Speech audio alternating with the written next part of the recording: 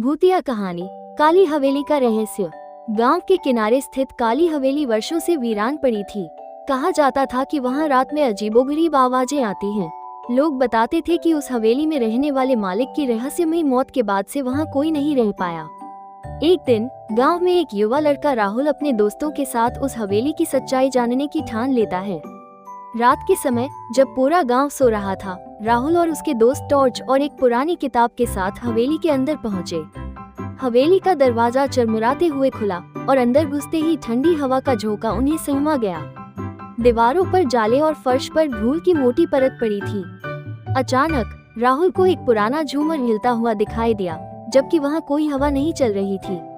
आगे बढ़ते हुए उन्हें एक दरवाजा मिला, जिसके पीछे एक बड़ा कमरा था। उस कमरे के बीचों बीच एक पुरानी लकड़ी की कुर्सी पर किसी के बैठने का एहसास हुआ। जैसे ही राहुल ने टॉर्च उस कुर्सी पर डाली, उन्हें वहां एक धुंधला सा साया नजर आया। वो साया धीरे धीरे उनकी तरफ बढ़ने लगा। डर से कांपते हुए राहुल ने अपने हाथ में पकड़ी किताब खोल दी। किताब के पन्नों में उस हवेली के मालिक की कहानी लिखी थी। पता चला कि वो आदमी एक पुराने अभिशाप का शिकार हो गया था और उसकी आत्मा अब तक उस हवेली में कैद थी। जैसे ही राहुल ने किताब का आखिरी पन्ना पढ़ा, एक जोरदार आवाज हुई और पूरी हवेली कांपने लगी। दोस्तों ने डर के मारे बाहर भागने की कोशिश की, लेकिन दरवाजे अपने आप बंद हो गए। तभी एक बूढ़ी औरत की छवि उनके सामने प्रकट हुई। वो आत्मा रो रही थी और कह रही थी, मुझे मुक्त करो।